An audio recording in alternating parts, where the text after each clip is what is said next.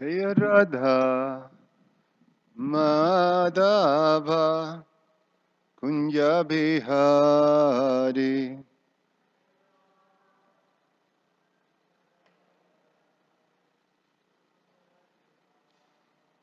Jaya Radha Madhava Kunja Bihari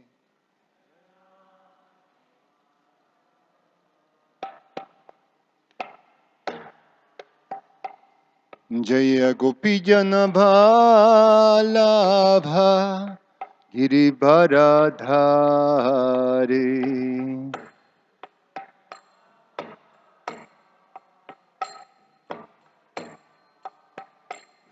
Jaya Gopijana Bhalabha Giribharadhari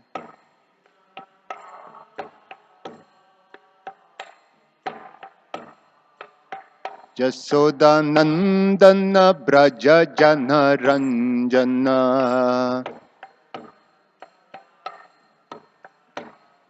Jashodanandana Braja Jana Ranjana Jamuna Tira Vanachari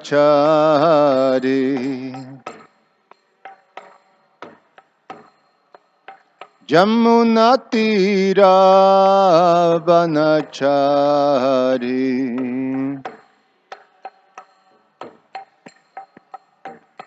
Jaya Radha Madhava Kunja Bihari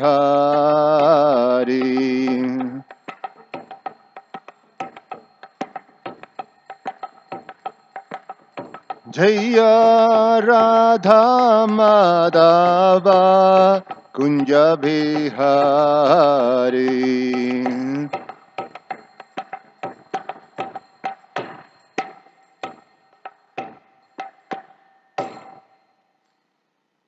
Jai Om Vishnupat Paramahansa Parivrajacharya Ashtotara Shatashi Srimad His Divine Grace A.C. Bhaktivedanta Swami Srila Prabhupada Ki Jai Om Vishnupat Paramahansa Parivrajacharya Ashtotara Shatashi Srimad His Divine Grace Bhaktisiddhanta Saraswati Goswami Maharaj Srila Prabhupada Ki Ananta Koti Vaishnava Vrinda Ki ISKCON Founder Acharya Srila Prabhupada Ki Grantara Srimad Bhagavatam Ki Nitai Gaura Premanandi. Oh, glories to the assembled devotees. Oh, glories to the assembled devotees. Oh, glories to the assembled devotees. Oh, glories to Shishiguru and Shiguranga. Om Namo Bhagavate Vasudevaya. Om Namo Bhagavate Vasudevaya. Om Namo Bhagavate Vasudevaya.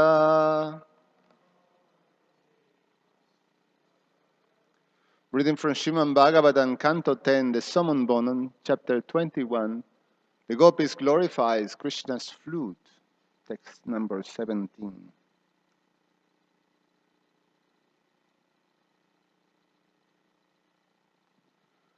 Purna Pulindyam Urugaya Padapcha Raga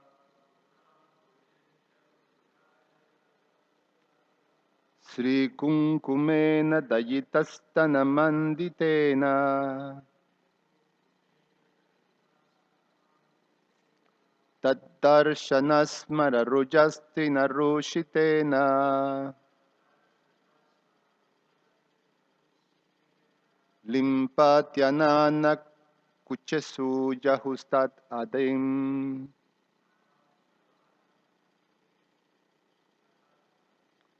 Limpantya Anana Kuchesu Jahastad Adim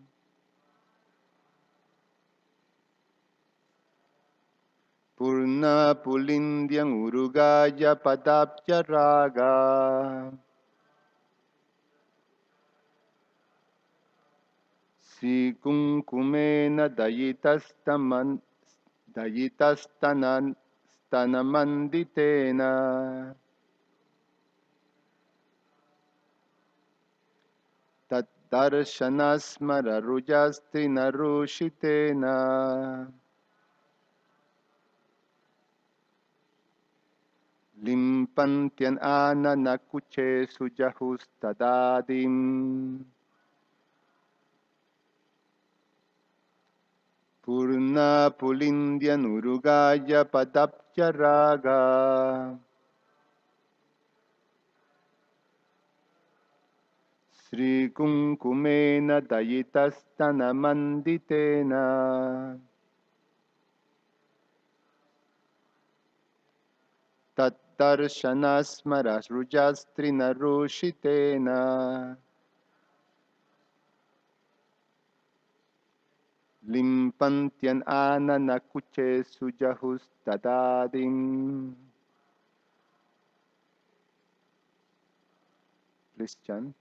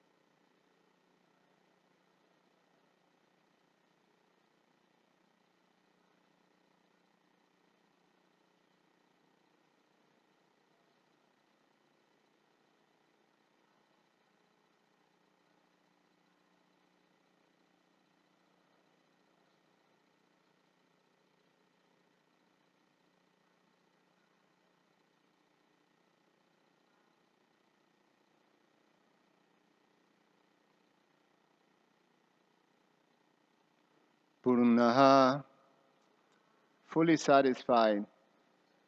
Pulindyaha, the wife of the Savara tribe. Urugaya, of Lord Krishna. Pada Abja, from the lotus feet. Raga, of reddish color. Sri Kunkumena, by the transcendental Kunkuma powder.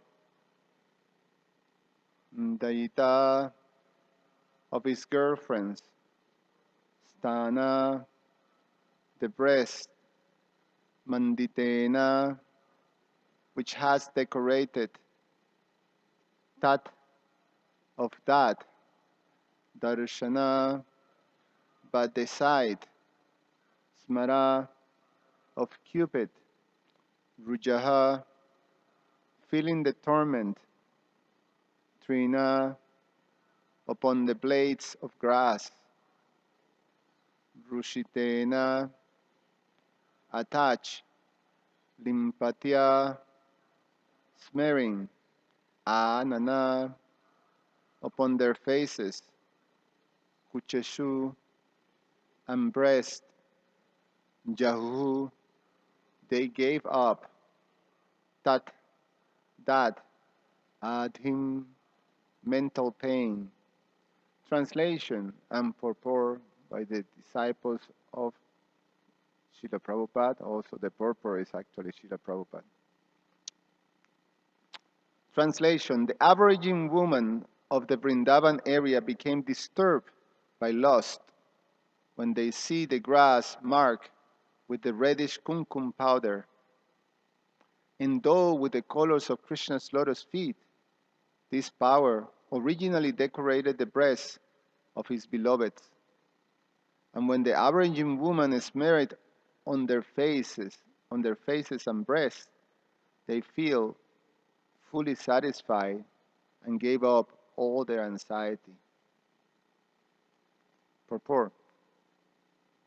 Srila Prabhupada explains this verse as follows. The wanton aborigine girls also became fully satisfied when they smeared their faces and breasts with the dust of Vrindavan, which was reddish from the touch of Krishna's lotus feet. The aborigine girls had very full breasts, and they were also very lusty. But when their lovers felt their breasts, they were not very satisfied. When they came out into the midst of the forest, they saw that while Krishna was walking with some of the leaves and creepers of Vrindavan, that they saw that while Krishna was walking, some of the leaves and creepers of Vrindavan turned reddish from the kumkum powder that fell from his lotus feet. His lotus feet were held by the gopis on their breasts, which were also smeared with kumkum powder. But when Krishna traveled in the Vrindavan forest with Balaram and his boyfriends, the reddish powder fell on the ground of the Vrindavan forest. So the lusty aborigine girls, while looking towards Krishna playing his flute, saw the reddish kumkum on the ground, and immediately took it and smeared it all over their faces and breasts. In this way, they became fully satisfied, although they were not satisfied when their lovers touched their breasts. All material lusty desires can be immediately satisfied if one comes in contact with Krishna consciousness. Om Jnana Timirandasya Jnananjana Shalakaya Chakshur Ummilitam Yena Tasmai Sri Gurube Namaha. Namo Om Vishnupadaya Krishna Prasthaya Bhutale Srimate Prabhupada Swami. Namo Om Vishnupadaya Krishna Prasthaya Bhutale Srimate Bhaktivedanta Swamin iti namine Namaste Saraswate Deve Gauravani Pracharine Nirveshesha Shunyavadi Pashyatya Adeshatarine. So, the message to be understood in this very intimate and transcendental narration that is extremely relevant for us is how Prabhupada concludes his purport. All material desires can be immediately satisfied if one comes in contact with Krishna consciousness.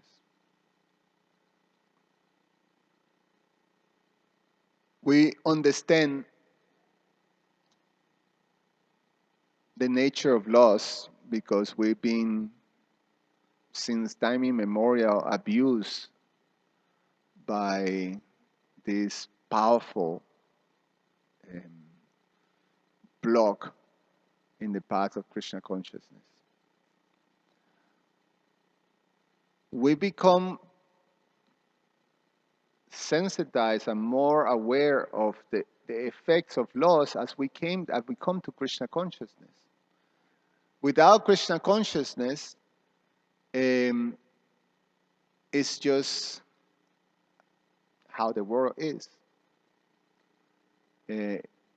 It's natural, and the different effects that loss has on people actually is considered, even healthy, even something that have to be encouraged and have to be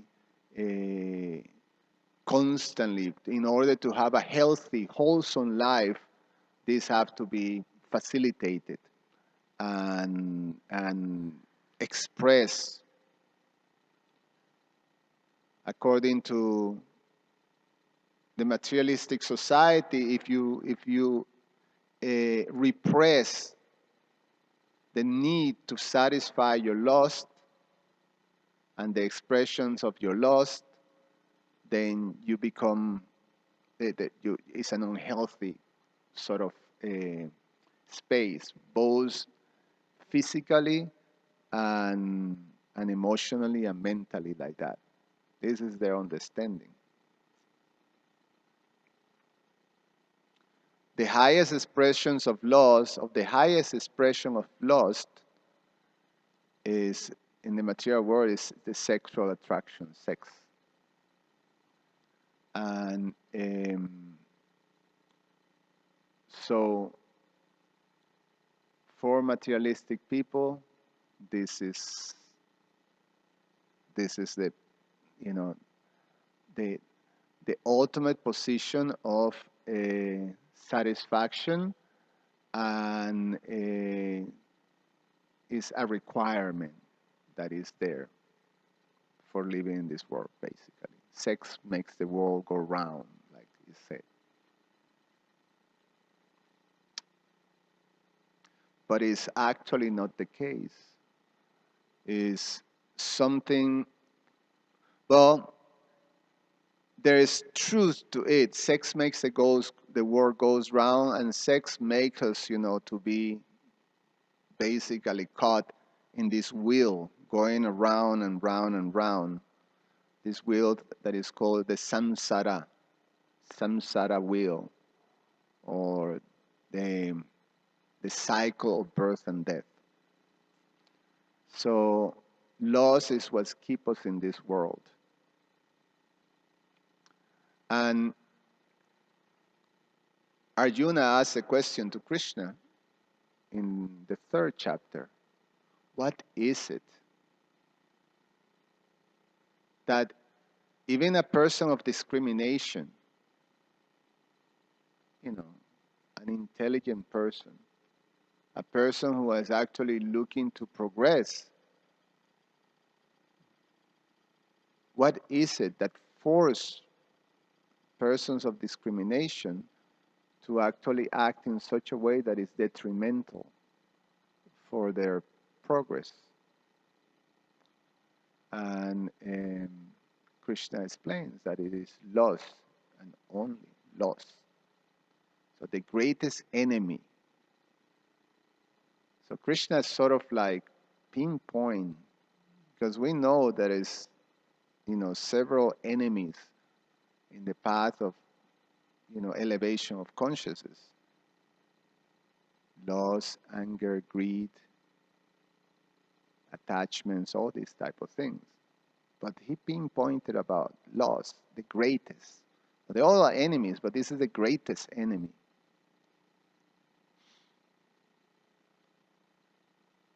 And Krishna explained that loss has taken its headquarters in the mind and the intelligence and the senses. So it's actually captured all the the most relevant and important aspects of one's material body.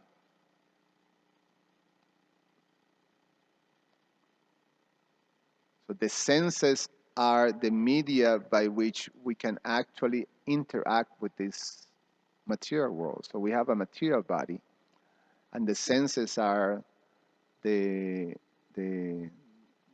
instrument for us to actually connect with the material body, with the material world, with the material elements. When the senses are ruled by laws or influenced by laws, then is this need to actually fulfill the enjoyment of the senses, it becomes totally enhanced.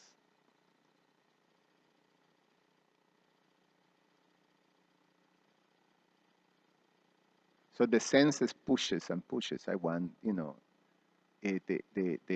desire to receive some stimulation. The mind And the intelligence afflicted, now we're talking about the subtle aspect of lust within the mind and the intelligence. So the mind becomes the most powerful place of the influence of lust. The intelligence basically afflicted by lust, it loses the capacity of discrimination. So the intelligence discriminates, or it's good, it's bad. So the intelligence becomes basically incapable of controlling. So it loses the capacity of discriminating. Although, in many cases, you find people that they understand this is troublesome and it's going to cause trouble when you're in the face of some lusty desire, and the discrimination can see, oh, okay, this may cause some trouble, but you have no capacity of being able to overcome the desire of the mind to actually go for it. And what the mind does is that the mind starts to find means, oh, rationalizing. No, we'll be okay. Like that. So, loss is the greatest enemy. And Krishna explained to Arjuna in the 3rd chapter that this loss cannot be satiated by material means. Actually, it becomes more agitated. The more you take attention, you pay attention to it and try to satisfy it by material means, it becomes even greater. So Krishna explains that is equally, if you put fuel on fire, the fire becomes greater. So as we've tried to fulfill laws through this material world, then loss becomes even greater. So is a really dangerous thing. So therefore, the means for conditioned souls to be able to control this lust, Krishna says, is transcendental knowledge. Control it. So you enter with transcendental knowledge from point A, in which we're completely abused and conditioned by this greatest enemy. When we receive transcendental knowledge, Divya Gyan, then we enter into a process of gradually becoming free. And you do it by regulation first. Krishna says that he is lost. What is it? Dharma abirodo kamosmi. Lost, that is according to religious principles, then he is there. He is present. He is that. Krishna is fully present on those instructions. So when we follow, when we fulfill, when we apply it, or when we control, the religious principles means that there is regulations according to the instructions that Krishna gave for human society in this world. So if we follow these principles of Dharma, then loss becomes control. So it's a controlling force. It regulates. by regulation, gradually we become free. So the process of Krishna consciousness is a process by which we can actually conquer all these enemies. And once we conquer, the conquer of the enemies is that basically you weaken them by focusing on the positive. And the positive part is that gradually, as we become purified and less influenced, we become more attracted to Krishna. That's the process of purification. So in the process of purification, then naturally, as our attraction for Krishna develops, then we actually experience how would I say it? Our desires to enjoy through our senses start to settle.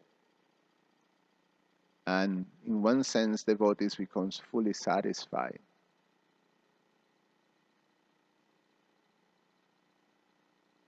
So there is when you receive Brahmin initiation, there is one of the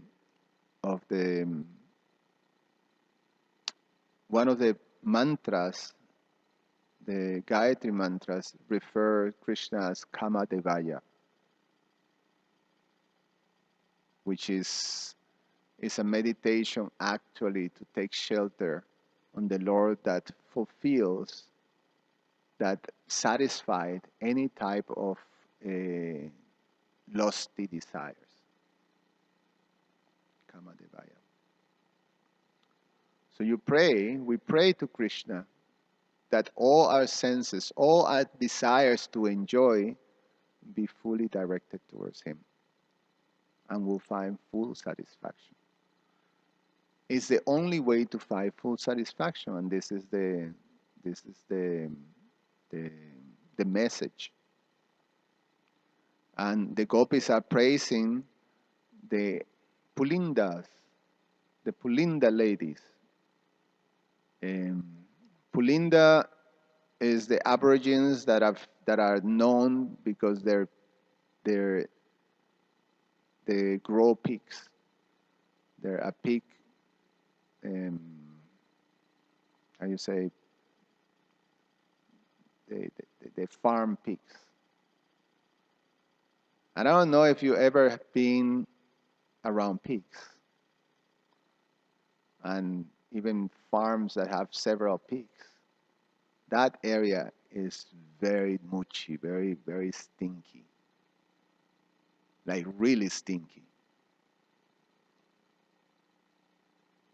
That's why, when people smells and they're not clean, you call them pigs. Because pigs are not very clean. They're known to like the most nasty spaces and environments and food like that. And this is the tribes, the aborigines that live with pigs. So, but even these ladies, the gopis of Vrindavan are praising because they achieve full perfection.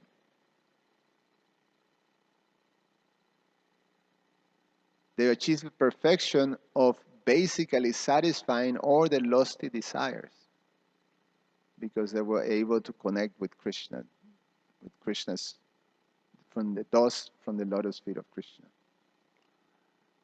And the gopis are talking like that because they're feeling the pangs of the anguish that of lusty desires. However, this is a part that is not easy for us to understand, and I can't speak about these things too much. Their desires, they're perfectly pure. or they're just expressing, they're talking. This is the emotions that are there, and they're simply during the time, because remember, this is during the day, and they hear Krishna's flute, and Krishna's flute arises all this desire to enjoy with Krishna, to be with Krishna, to fulfill their happiness with Krishna. So it's all directed at Krishna.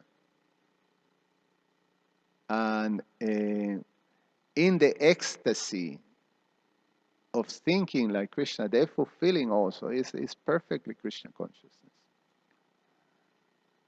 But they're expressing themselves like this because they go through those emotions. The emotions of separation from Krishna that enhances the desire to be with Krishna. And it is explained that is even a more powerful experience of Krishna consciousness when you're actually in separation from Krishna than when you're with Krishna himself. It's called Vipralamba Bhava. And it's very intense according to the narrations that we hear. Lord Chaitanya exemplified this feeling of attraction and anguish to be with Krishna in his pastimes in Jagannath Puri. So the whole time in Jagannath Puri, this was enhanced like that. These feelings of separation. And it was quite suitable that Lord Chaitanya experiencing this sense of separation from Krishna, that he is in Jagannath Puri, because Lord Jagannath himself, the form of Lord Jagannath is manifested from that ecstasy of separation from his devotees. So Krishna also experienced that, which is quite something, pretty far out. So the static form of Lord Jagannath, which is basically a body that is just a face with a smile, the huge smile and the big eyes, is the ecstasy that Krishna experienced by just remembering the relationship, the loving relationship I have with his devotees in Vrindavan. So you know the story, how Lord Jagannath manifested? No?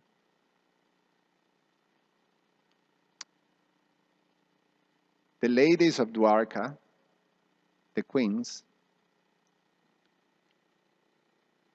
they were very intrigued and interested on hearing the pastimes of Krishna in Vrindavan, the loving pastimes of Krishna in Vrindavan. And they approach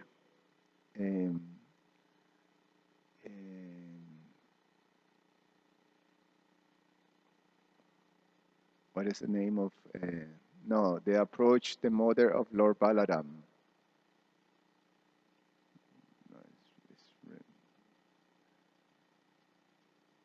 Devaki and Rohini. They approached Rohini Mataji. They approached Rohini, the mother of Lord Balaram, because she was present in Vrindavan. So she saw, so they wanted to hear from Rohini Devi about Krishna's pastimes in Vrindavan. Because they realized Krishna was constantly thinking. When Krishna would sleep, he will call the names of in anguish, the names of the gopis and, of course, Shrimati Radharani. So he was always in this great ecstasy of separation. So, the queens, they wanted to hear. So Rohini Devi, she started to narrate. And then while she was narrating, then Krishna passed by the door and he overheard. And then when he started to hear, then he entered into this trance. His body transformed. So his eye opened wide. His smile was, big, and the limbs of his body just went into his body. So, sometimes we hear the narrations of Lord Chaitanya having that situation too, that, is extraordinary, transformations that your limbs either goes into your body and you become like, like a ball, or his limbs was, stretched that he's like, I don't know, like the Elastic Man of the Fantastic Force or something like that. So, so his limbs went into his body, his eyes opened wide, his smile, was huge. And then Lord Balaram comes and see Krishna in that way, and then when he hears, the same thing happens. And then Subhadra came, the same thing happens, and then how that form initially manifested. So it's not that form came just like from the situation that we hear from when he was being carved by the Brahmana for Maharaj Indradumya, but that form already, manifested. So it was quite right that Lord Chaitanya was there, experiencing this Vipralamba Bhava. So of course, for us, that is completely foreign, and we can just, marvel at hearing the wonderful pastimes. But for us, the relevant thing to understand is that in the material world, there's no way, it is impossible to deal with lust. It's not possible to satisfy one's desire, the fulfillment of one's desires in the material world. It's a spiral down. Basically, we're going down on that one. So the only way to satisfy our desires is taking shelter of the lotus feet of Krishna. And that is what we pursue. In the situations that many of us find oneself, that we're still sort of, we're still in the midst of trying to conquer that greatest enemy, but because we're taking shelter on the lotus feet of Guru and Krishna, how? By following the instructions, then we find ourselves on the upward movement. We're becoming gradually liberated from those. And as long as we hold to those instructions, we're safe. We still feel, the desires, but if you follow the instructions, then there's means to actually fulfill those desires. So Krishna provides everything. He fulfills the desires of the tongue, that is the heaviest of all the senses, the most voracious. So sarira vidyaya yotendriya taika jive pele vishaya shagare. So we've been giving Krishna prasadam.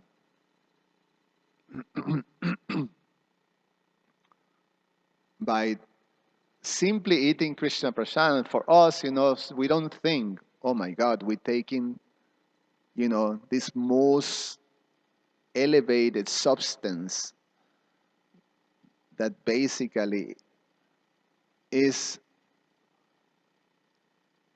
on the same level of power than the holy name, on the same level of power of Krishna himself. Mahaprasade Govinde Namo Brahmane Vaishnave. So Mahaprasadam Govinda, Mahaprasad Govinde, what is it? Mahaprasad Govinde, what is it? Mahaprasade Govinda. I just say it, I just okay, I'm tired.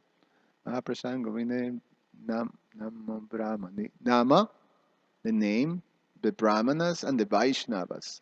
These are all connected to Krishna. So if we don't understand, if we think that they're not the difference, that they're not on that same level, then we're making an offense. So taking prasadam, we can conquer the tongue by chanting. So the tongue by chanting and by taking prasadam. So the senses in Krishna consciousness are engaged in a controlled way, and also being engaged also in connecting with Krishna. Krishna gives us means to actually engage our senses.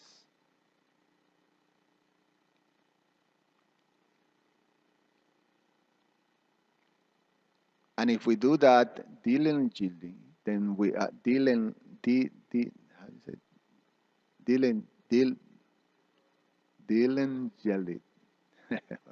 You got it. We do it with diligence, right? Yeah. Then we'll be sort of, it's almost like protected from the pushes that we receive from our material condition. Our material condition dictates, I just go for it, enjoy. But the process of sadhana bhakti keeps a strong intelligence that allows to sort of counteract, to make the right choices.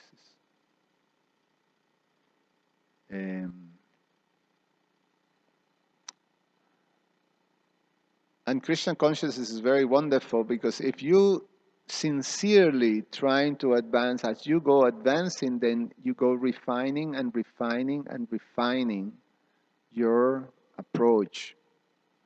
Because Krishna starts to show you where your weaknesses are. And it becomes very clear where your weaknesses are. And then you can start to basically be more directed at dealing with the weaknesses. And in general, have to do with refining your practices of Krishna consciousness.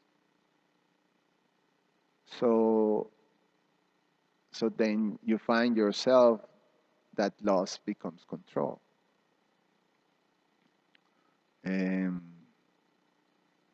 I stop here and see if you have any comments or questions.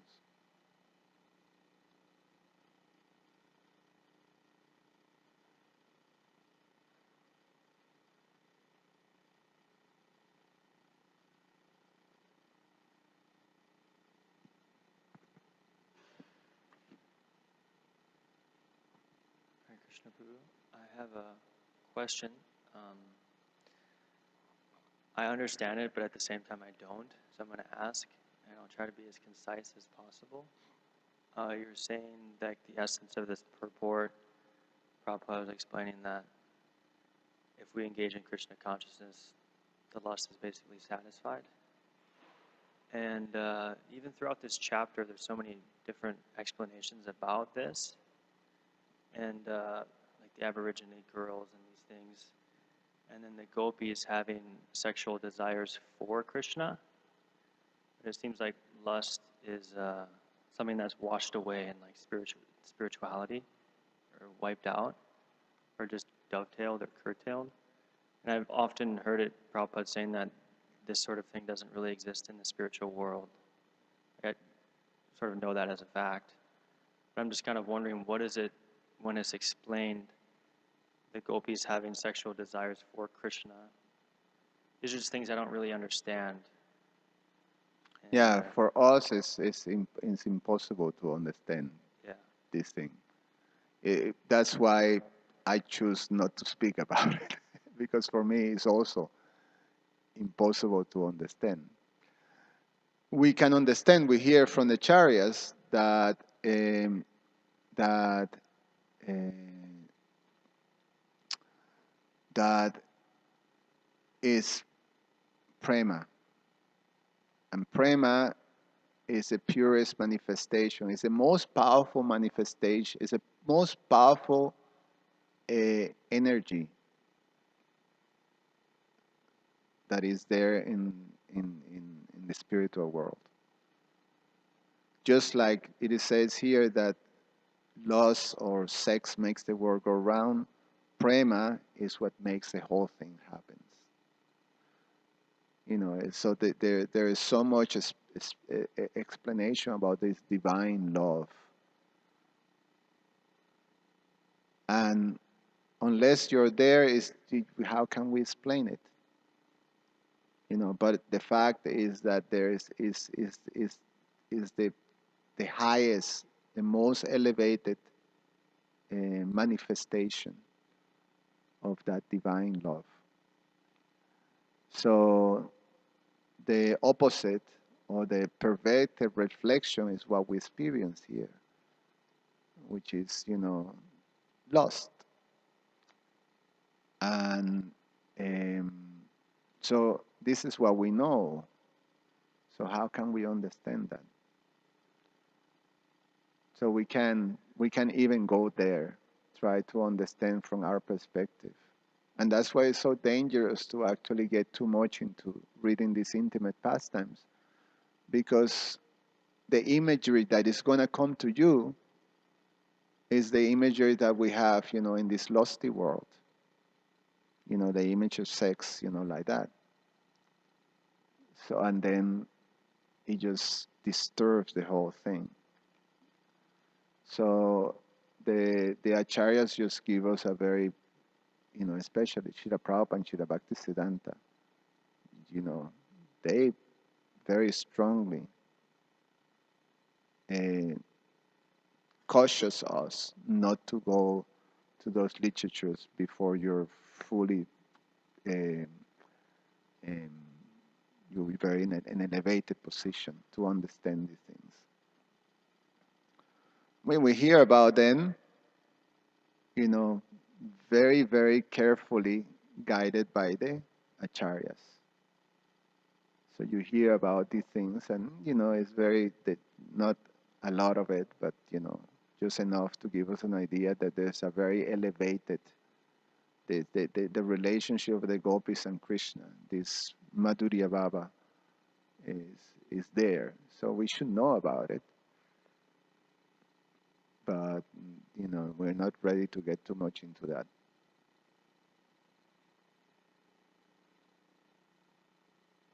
Any other?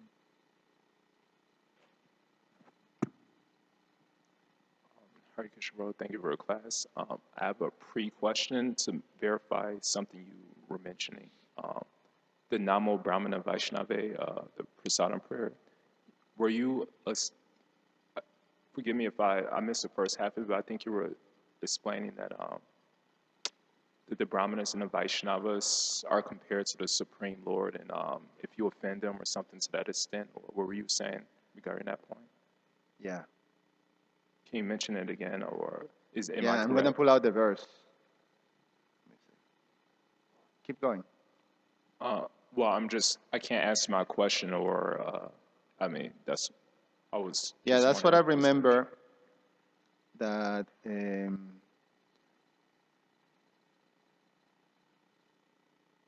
verse says,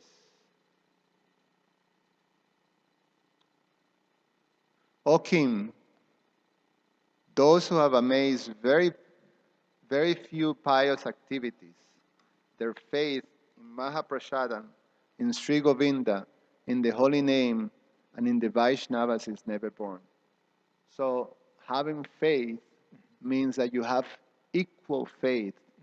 So if you say that you have faith in Govinda, but you don't care about Mahaprasadam, then, then it's not really and similar.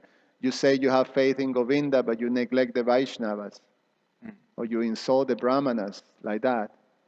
So we have to see that all these four, Mahaprasadam, Govinda, the Mahaprasadam, Govinda, the holy name, the Brahmanas, and the Vaishnavas. Okay, thank you. That reminds, I was just verifying because your statement reminded me of what Prabhupada quotes in the Nectar of Instruction, Text 5. He quotes a verse from the 11th Canto. It kind of expands on that verse, 11th Canto, chapter 2, verse 47. It says, Archayam eva hadaye, pujam ya shadaye hate, nata bateshu chanyeshu sabakta prakita smritaha. That even if we're engaged in deity worship, one is still considered a Kanishta Adhikari if one doesn't treat the devotees properly, Correct. the Vaishnavas, or even living entities.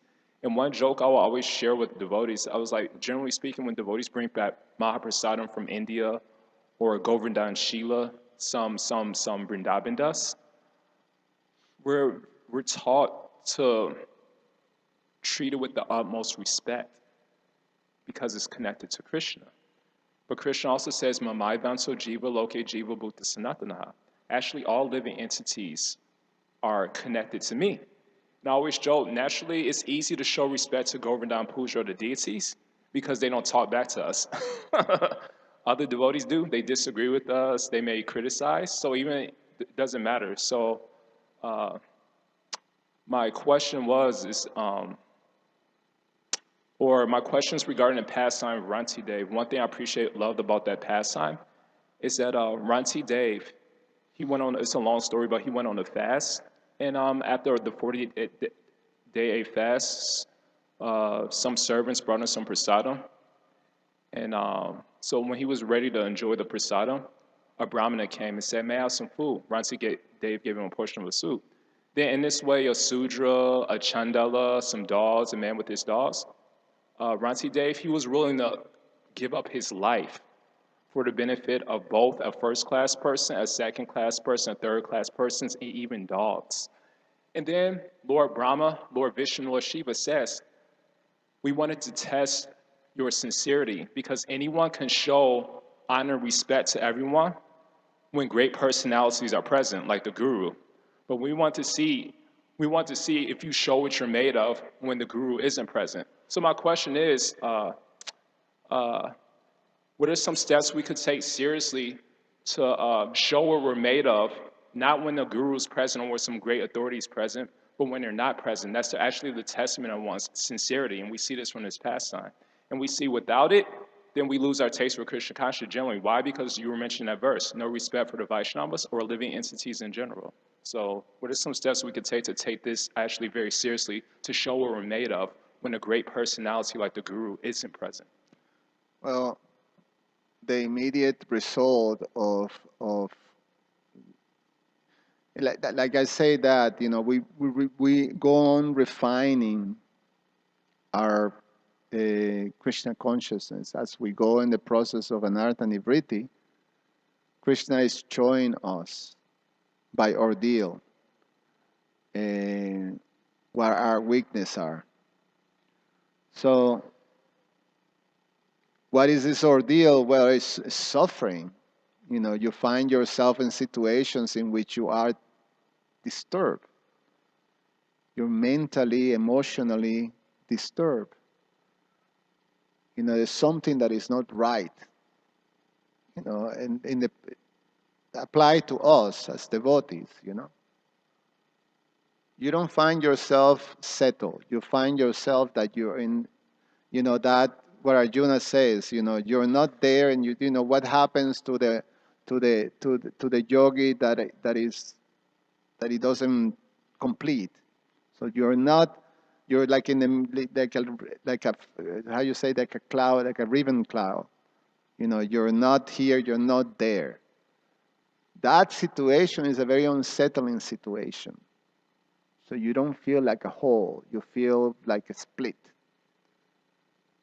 So that ordeal, when we become aware that we're suffering, we're upset, we're disturbed, we're not satisfied, we're unhappy, all these emotions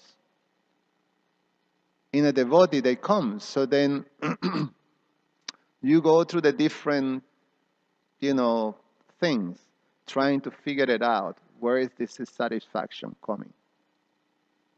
And then you try, well, it must be because of this reason or that reason or that reason. And you go on tackling that reason, and you find out that you're more miserable after that. And tackling this one, and you become even more miserable. And then sometimes even, forget about it. I'm out of here. And then when you're out of here, you find yourself that you're even in more terrible miseries. And then you start to miss, oh, it was much better. Then the realization starts to come. So by the fire of ordeal, a devotee becomes ready for the next step, ready to tackle. Krishna shows, is very kind. That's why Krishna never leaves us. That's where, that's how this process, Krishna says that even a little advance, that will save us, because Krishna will always be there with us. So, the fire of ordeal.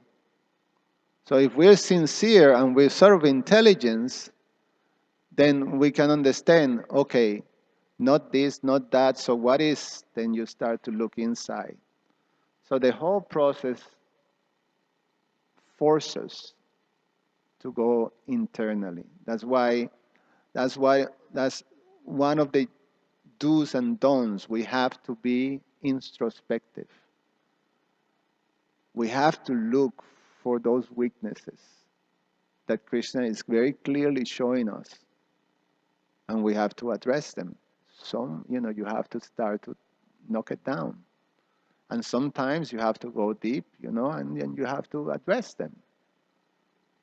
And that's with the thing, sometimes, if we think, and then if we think we're going to do it ourselves, then it's an insurmountable thing. But if we understand, we apply the process, and we take shelter of Lord Nityananda, then Lord Nityananda, Guru, and Krishna, then we have all that help, all that support, the Vaishnavas, and Lord Nityananda, Krishna, like that. They will help us. So we have to address them. So it's on us. So the steps that we have to take is that we have to internalize. We have to start to see these weaknesses that we have and trying to address them by the process of Krishna consciousness.